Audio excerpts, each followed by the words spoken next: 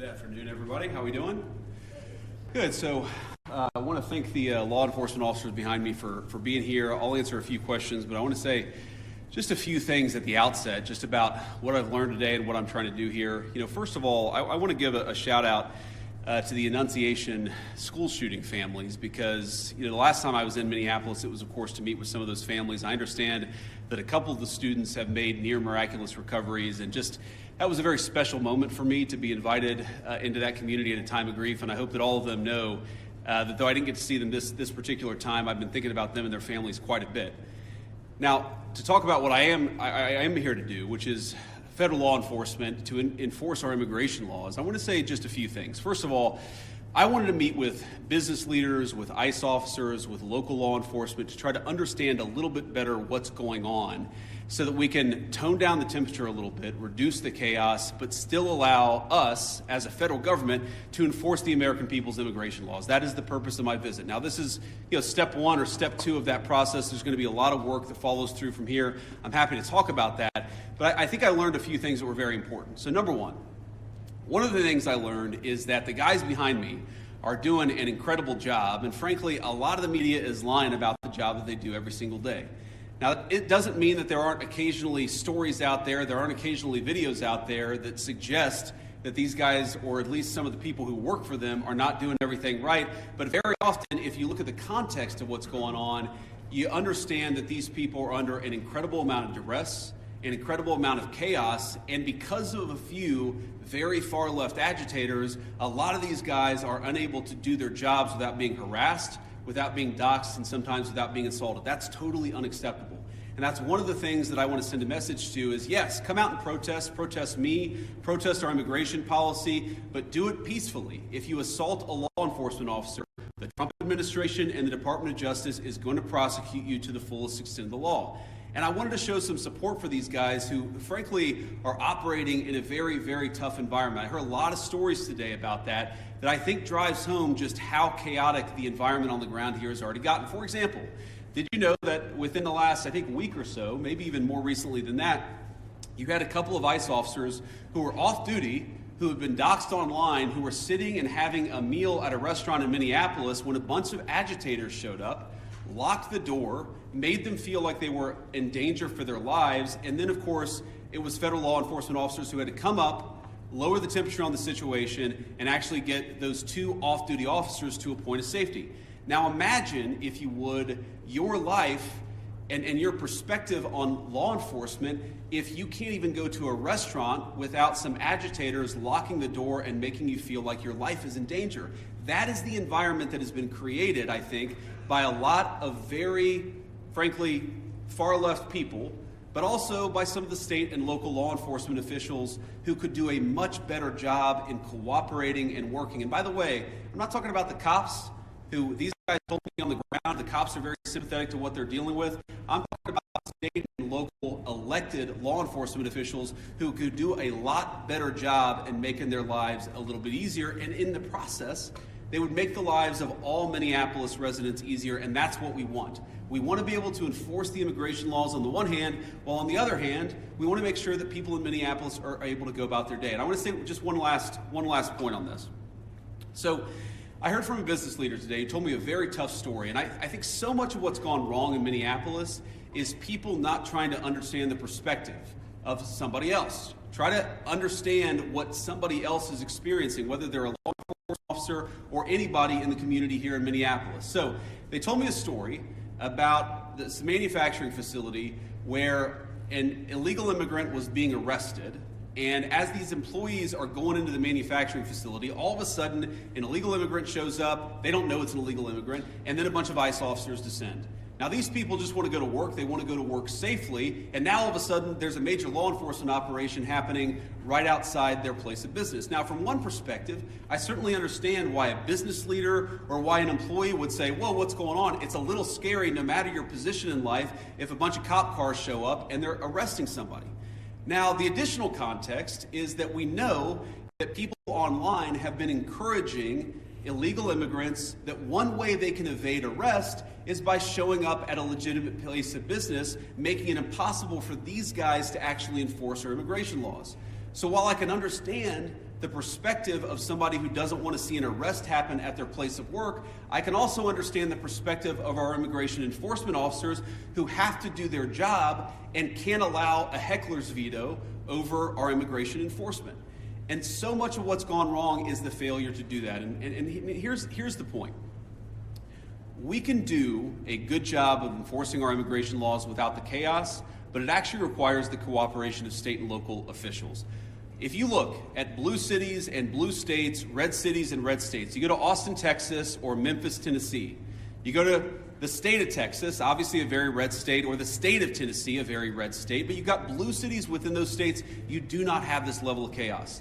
The reason why things have gotten so out of hand is because of failure of cooperation between the state and local authorities and what these guys are trying to do. We have a ton of resources, a ton of ICE agents in this city right now that I would rather us not have. I'd love to send those guys home. They're not even doing targeted immigration enforcement. They are trying to protect ICE officers who are doing immigration enforcement, because when a crowd surrounds them and these guys call 911, the local officials, the local cops have been told to stand down. So we have people here who aren't even doing immigration enforcement, they're doing force protection. So that if a rioter tries to ruin the life or assault an ICE officer, they're actually protected. Now, why doesn't it make more sense for the local cops to get involved in that situation? Why not just have the mayor or the local officials tell the police officers, you know what, if an ICE officer is being assaulted by a far-left agitator, you are invited, you should actually help him. That's what would work out in any normal situation, and that's what happens in nearly every jurisdiction, red or blue, in the United States of America. The reason it hasn't happened here is because the local authorities have been told, stand down, do not help ICE, promote violence, promote the agitation, but don't do anything to lower the temperature and lower the chaos. That's a problem. Here's another example of how the lack of cooperation between state and local officials makes it harder for us to do our job and turns up the temperature. Let's say, for example, we have a criminal migrant who is a sex offender. And let's say that we've got to go and arrest that person who, Democrat or Republican, wants a sex offender living in their community. I would assume, I would hope that most people don't. But because they're an illegal alien, we don't know their last address. We may have known their address 3 years ago, but we don't know their address now. What we'd like to do is talk to local officials and say, you know what, according to the Medicaid rolls, where was the last address this person was domiciled? Or according to a SNAP application, a food stamps application, maybe that could give us insight to where this person is today. Or maybe they had some local court trouble. We could go to the local courthouse or even the local jail and try to find where this criminal sex offender is today. The local authorities have been told, do not cooperate. So these guys are trying to go out and enforce the law. They're trying to arrest sex offenders, but they're trying to do it in an environment where local officials have been told, do not help them, do not provide intelligence about where these sex offenders might be. This is disgraceful. And there are a lot of things that all of us could do better to lower the temperature, but the number one thing that I learned today is that the best way to facilitate reasonable enforcement of the law, but also to lower the chaos in Minneapolis, would be for state and local officials to cooperate. Now, I will say, on one final positive note, I actually think that there's some hope, some reason to think that there's going to be better cooperation in the weeks and months to come. I think that because I've talked to some of the local officials here. I think there are reasons to believe that these people are going to step up and actually ask the cops to protect our ICE officers when they're being assaulted, who are going to ask the local courts to cooperate with getting criminal sex offenders out of our community. That's a good thing. That's the good news, and that's something I'm going to work on when I get back to Washington. But please, if you're a local official, if you're the mayor of this town, if you have any influence over those people, just tell them to cooperate. Because we could have immigration enforcement operate as smoothly and without the chaos that we see in Austin, Texas, or Memphis, Tennessee, or even rural parts of the state of Minnesota. All we need is a little cooperation. I guarantee you, we're going to do the best to be professional, to respect people's rights, to not do anything that we don't have to do in order to enforce immigration laws, but it would make our lives a lot easier, it would make our officers a lot safer, and it would make Minneapolis much less chaotic if we had a little bit of cooperation from the state and local officials. With that, I'll shut up and take some questions. Thank you, guys. President Vance, a local school district here is alleging ICE agents to take a a 5-year-old after preschool on Tuesday. We've also seen multiple American citizens detained by ICE or harassed by ICE in the last 6 weeks. Are you proud of how your administration is conducting this immigration crackdown here in Minnesota right now? Well, I'm proud of the fact that we're standing behind law enforcement, and I'm proud of the fact that we're enforcing the country's laws. But, you asked a question about this 5-year-old kid. I actually saw this terrible story while I was coming to Minneapolis. We just left Toledo, Ohio this morning for an economic messaging event. And I see this story, and I'm a father of a 5-year-old, actually, a 5-year-old little boy, and I think to myself, oh my God, this is terrible. How did we arrest a 5-year-old? Well, I do a little bit more follow-up research. And what I find is that the 5-year-old was not arrested, that his dad was an illegal alien, and then when they went to arrest his illegal alien father, the father ran. So the story is that ICE detained a 5-year-old. Well, what are they supposed to do? Are they supposed to let a 5-year-old child freeze to death? Are they not supposed to arrest an illegal alien in the United States of America? If the argument is that you can't arrest people who have violated our laws because they have children, then every single parent is going to be completely given immunity from ever being the subject of law enforcement. That doesn't make any sense. No one thinks that makes any sense. Now, there are so many of these cases like that where if you just understand the context, there have been a number of situations that I've looked into personally where I say, wait a second, we don't want ICE arresting American citizens. They're supposed to be enforcing the immigration laws against illegal aliens. So then I look into it and I find out that the American citizen who was arrested took a swing at an ICE officer. You can't have that happen. And of course they have to defend themselves. And of course they have the right to detain somebody who assaults a law enforcement officer. Now, this is my point.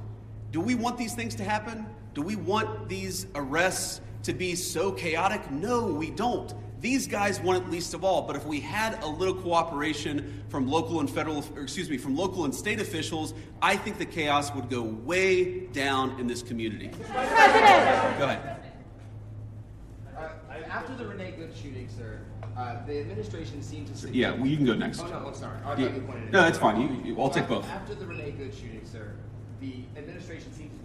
After the Renee Good shooting, the administration seemed to suggest that ICE officers enjoyed near complete immunity. But today you told the Washington Examiner that when appropriate, the administration might take disciplinary actions against ICE agents. So is that a change of opinion? And if so, why the change in tone? No, I didn't say, and I don't think any other official within the Trump administration said that officers who engaged in wrongdoing would enjoy immunity. That's absurd. What I did say is that when federal law enforcement officers violate the law, that is typically something that federal officials would look into. We don't want these guys to have kangaroo courts. We want them to actually have real due process, real investigation, because again, sometimes they're accused of wrongdoing, and it turns out when you learn the context, they didn't actually do anything wrong. But of course we're going to investigate these things. Of course we're investigating the Renee Good shooting, but we're investigating them in a way that respects people's rights and that ensures that if somebody did something wrong, yes, they're going to face disciplinary action, but we're not going to judge them in the court of public opinion. I've spoken at length on this particular case. I think that Renee Good's death is a tragedy. I also think that she rammed an ICE officer with her car.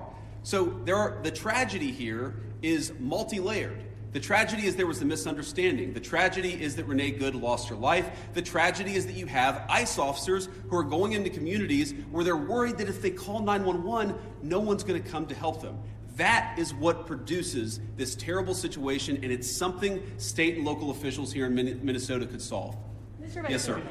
Could you give us a message towards March for Life tomorrow, especially regarding this cooperation and family values? It's a shame the kids have to get caught up in all this, and towards that, sir. Well, it is a shame that kids have to get caught up in this. I am speaking at March for Life tomorrow. I'm pro-life, and I'm very excited to speak there. I want to talk about local law enforcement, but, I am, as a child, I saw people in my family get arrested. It's terrible. It's heartbreaking, it's chaotic, it's traumatic for the kids.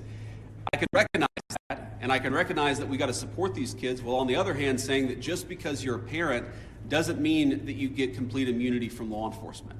And I think we have to hold both of those thoughts in our head at the same time. We've got to be sympathetic to the kids who are caught up in some of these enforcement actions. We've also got to say we have to enforce the law without bias with fairness, but we've got to enforce the law. Mr. Vice President! Speaking about local government, there was a clash in St. Cloud roughly a week ago, and their mayor said they haven't heard about ICE being in the city. And how does ICE kind of proactively work with these local agencies? What are those policies, and what's your response to that allegation? You said there was an altercation in St. Cloud.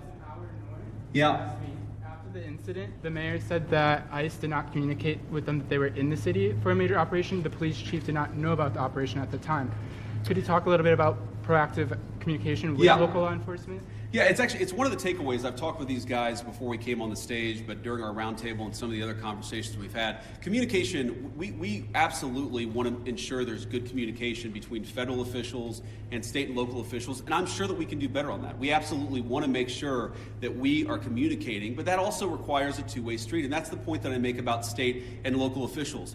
These guys will absolutely communicate with state and local officials. They'll tell people if they have to do an enforcement operation in a particular municipality, but part of that is they also want to ensure that if they're communicating about their whereabouts, that's not being used as a weapon against them. Sometimes they tell people where they're going, and then they find out that their agents' faces are on on Reddit or on some social media thread saying, here's this guy, we know he's going to be at this place at this exact time. So that communication has got to be a two-way street. These guys are going to communicate with business leaders, with local officials, with state officials, but we also need the local officials and state officials to do a good job of protecting people when they're in their communities. We're not asking, by the way, we don't want any police officer in this community, in this state, to help us do immigration enforcement. We've got that. But if a protester shows up and that protester turns violent against our immigration officers, we really, really need the cooperation of our local partners. We haven't gotten it yet, but I think if we do, we really can lower the temperature. Earlier this week, a colleague at the Washington Post reported today that an ICE memo allows agents to enter people's houses without a judge's warrant. What do you say to people who are concerned about this violating the Constitution, and how much is this tactic being used? Yeah, so I saw that story, and the story is like so much that I read in the mainstream media, it's missing a whole lot of context, and when you appreciate the context, it makes sense. No one is saying, look, there are exceptions. For example, a crazy exception, if somebody is fired at from inside a house, they don't need a warrant to go inside that person's house. There are very narrow exceptions to the warrant requirement where law enforcement officers don't need a warrant if, for example, they're an imminent threat of their lives. But what we've said and what ICE has proposed, what the Department of Homeland Security really has proposed in the Department of Justice, is that we can get administrative warrants to enforce administrative immigration law. Now, it's possible, I guess, that the courts will say no, and of course, if the courts say no, we would follow that law, but nobody is talking about doing immigration enforcement without a warrant. We're talking about different types of warrants that exist in our system. Typically what happens, not always, but typically in the immigration system, those are handled by administrative law judges, so we're talking about getting warrants from those administrative law judges, and then of course, with other cases, you get judges, or you get warrants from a judge. That's very consistent with the practice of American law. I'm sure the courts will weigh in on that, but we're never going to enter somebody's house without some kind of a warrant, unless, of course, somebody's firing on an officer or they have to do something in order to protect themselves. Follow up on that. Do you believe that you can forcibly enter with an administrative warrant, or would that be a violation of the Fourth Amendment? Well, our understanding is that you can enforce the immigration laws of the country under an administrative order if you have an administrative warrant. That's what we think. That's our understanding of the law. That's our best faith attempt to understand the law. Again, this is something courts will weigh in on. I won't speak to that. But yes, most immigration law in our country is not done through the criminal system with the judge. It's done through the administrative law system. We're going to continue that practice just as they did in the Biden administration or any other administration. Was there anything that you heard or saw today that would cause you to counsel the president to invoke the Insurrection Act? And then also, did you meet or talk to the ICE agent who was involved in the Renee Good incident? I did not talk to him today. I talked to some of his colleagues. Your question on the Insurrection Act is interesting. I've tried to understand this as well as I possibly could, and my understanding is what the Insurrection Act, what invoking the Insurrection Act would allow the federal government to do, is that it would allow the federal government to use the military for local law enforcement operations. Right now, we don't think that we need that. Now, the president could change his mind. Of course, things could get worse. But right now, we think that federal law enforcement officers can do the job of federal law enforcement. Now, what I do worry about, again, is if the chaos gets worse, if more and more ICE agents start getting assaulted, if other law enforcement officers start getting assaulted, that would be a real problem. But again, we have so much federal law enforcement resources here right now. We have so many people here that we do not want to have here. I do not want so many ICE officers in Minneapolis right now. I mean, good Lord, it's really, really freaking cold outside. But they're here not even to enforce immigration laws, but to protect the people from the rioters. That's an absurd state of affairs, and we wouldn't need it if we had a little bit more cooperation from the Minneapolis Police Department. Again, the Minneapolis Police Department, my understanding is that the actual beat cops on the ground, they would love to help out, but they're being told by somebody, I don't know if it's Mayor Frey, they're being told by somebody not to cooperate at all. What kind of a person tells their local police don't protect somebody if they're being assaulted by a rioter? It's crazy, and it's got to stop. Yes. Earlier this week, local law enforcement accused federal agents of racial profiling. Why are there so many U.S. citizens being caught up in this operation? Well, I think your question assumes something that's not necessarily in evidence, which is that when there are American citizens who have been caught up in some of these enforcement operations, very often it is people who have assaulted a law enforcement officer. They're not being arrested because they violated the immigration laws. They're being arrested because they punched a federal law enforcement officer. That is a totally reasonable thing. Now, to the accusation of racial profiling, look, it's something that we take very seriously. We will take accusations of racial profiling back to Washington. We'll certainly look into them as they come up. But this is not a group that's going around and looking for people who violated the law based on skin color. They're looking for people who violated the actual law, the law of our immigration system in this country. And so long as we had more cooperation, I think they could do these things in a much more targeted way. They would actually know where some of the bad guys are. I mean, again, you hear things that are hard to believe, but I've confirmed that they're true. Sex offenders who we're trying to get off the streets, who the local officials won't tell us their last known address. So then the local officials say, oh my God, these guys are doing widespread targeted enforcement operations, when in reality, we would love to just go to one house. The local officials won't tell us which one house to go to. Mr.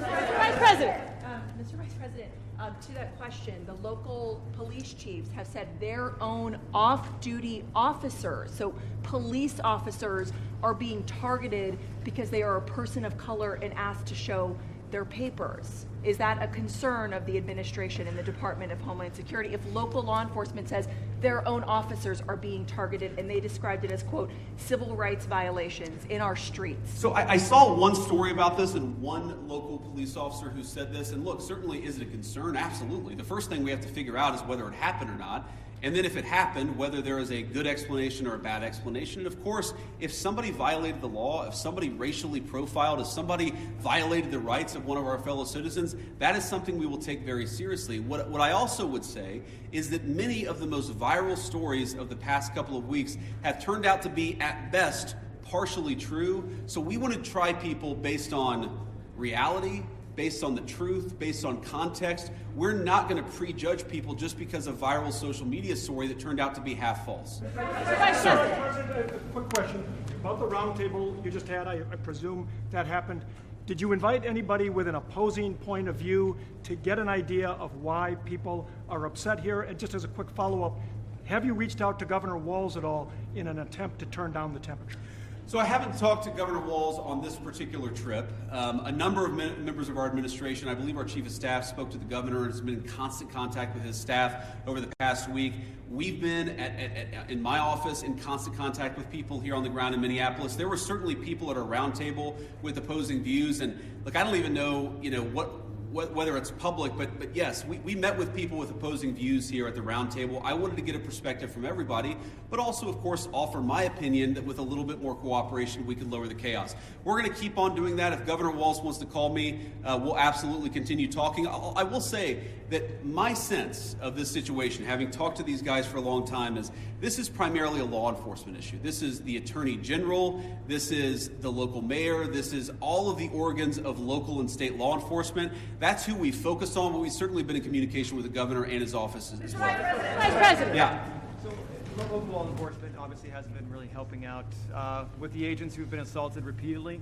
What's the plan if nothing changes there here locally and this operation has attracted thousands of agents? Are there any plans to go to any other cities from here? Well, right now we're focused on Minneapolis because that's where we have the highest concentration of people who have violated our immigration laws, and that's also, frankly, where we see the most assault of our law enforcement officers.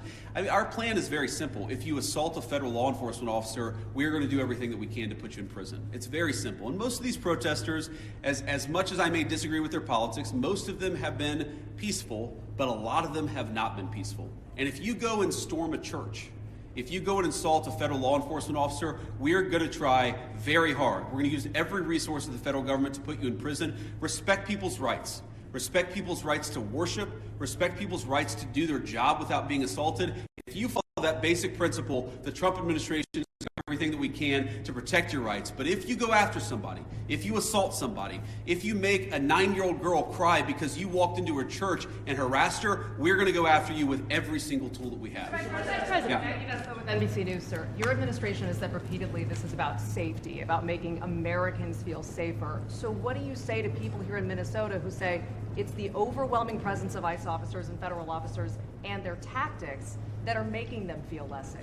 Well, one thing I would say is, first of all, we saw in 2025 the biggest one-year drop in murders in the history of the United States of America. Significant reductions in violent crime. The reason why we have less violent crime is really two reasons. Number one, because we're enforcing the immigration laws and getting very violent criminals out of our country. And number two, because we're enforcing our criminal laws and putting guys who assault and murder behind bars. This is part of a broad effort to make us safe. And the chaos that people are seeing, and I understand there is frustration of the chaos, I'd say that we're doing everything that we can to lower the temperature, and we would like federal and state and local officials to meet us halfway. Are you saying that they're not perceiving it correctly? Are you saying that they're not seeing that it's the tactics or the presence of the officers that are Look, I'm sure that people are seeing a lot of things that would make any member of our national community feel very upset, but I also think that if you understand this in context, this is the inevitable consequence of a state and local government that have decided that they're not going to cooperate with immigration enforcement at all. In fact, they're going to aggressively not cooperate. So here's a basic illustration of this. If you are an ICE officer and you have to arrest a person who's committed assault and is also an illegal alien, but the state and local officials won't help you identify that person, many of the things that people in Minneapolis are seeing that give them pause, that frustrate them, that worry them, that make them feel like things are too chaotic, many of these things are coming from the fact that there's no cooperation with state and local law enforcement. And I guess what I would tell people, again, many of whom are justifiably concerned and worried about what they're seeing in their communities, is why are we not seeing it anywhere else? We're seeing this level of chaos only in Minneapolis. LA and Chicago, we had some problems there. Pretty much every jurisdiction where these guys are operating, you don't see the same level of chaos. You don't see the same level of violence. You don't see the problems that we're seeing in Minneapolis. Maybe the problem is unique to Minneapolis, and we believe that it is. And it's a lack of cooperation between state and local law enforcement and federal law enforcement. ICE has been operating here for years with less pushback than we're seeing right now. And even the St. Paul police chief recently said, is there not a way to find common ground without scaring the hell out of people in the community? Those are his words. And I just wonder, with this Operation Metro Surge, is any part of it meant to send a form of political message to the leaders here in Minneapolis and the state of Minnesota? And I know you talked about you've been in touch with the governor's offices and the mayor's offices, but why have you not been able to speak to them directly? Have they not been willing to do so? Well, look, I have spoken to some of the people in Minnesota directly. I spoke to some of them today. I've spoke to others in the past. And again, our staff has been in very direct contact with pretty much every official with any influence or any power in Minneapolis. But no, we're not trying to send a political message. We're trying to enforce the law. And unfortunately, what has happened is that as we've enforced the law, there's been this weird reaction, again, unique to this city. This is not a common thing across the United States of America. There's been a very unique, very Minneapolis-specific reaction to our enforcement of federal immigration laws. What I'm trying to do here today is understand why that is. What is it about Minneapolis that has become so chaotic? What are the specific types of cooperation that we need? Look, I don't need Tim Walz or Jacob Frey or anybody else to come out and say that they agree with JD Vance or Donald Trump on immigration. I just don't need that. What I do need them to do is empower their local officials to help our local or help our federal officials out in a way where this can be a little bit less chaotic and it can be a little bit more targeted. Like if we're trying to find a sex offender, tell us where the guy lives. Simple things like that, simple changes in how they're approaching immigration enforcement would make this work a lot better. It would make Minneapolis' streets a lot safer, and it would make this whole thing a lot less traumatic for this community. I'll take one more question. Mr. Vice President, you've said that it's time to turn down the temperature. Does that include changes to both ICE and CBP tactics that we've seen employed on the streets, including less than lethal tactics, pepper spray, pepper balls?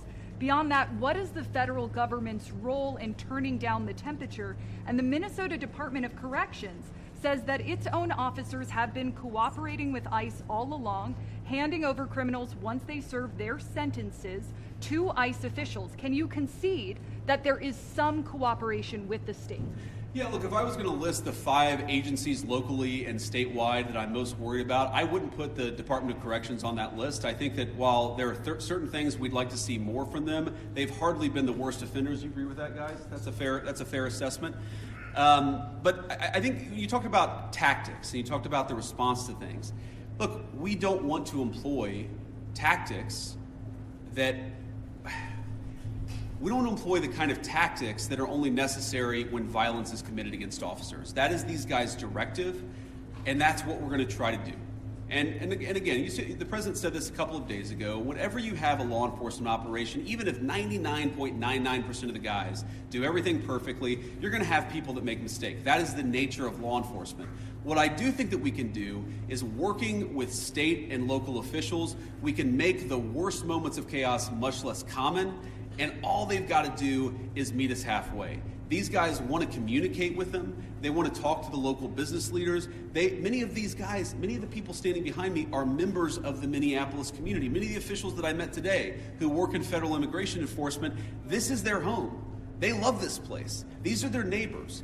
They want this to work a lot more smoothly. I think that we can get there. We just got to work at it a little bit, and we need some cooperation from state and local officials. The last thing that I'll say is I just hope they give it. This is a beautiful city.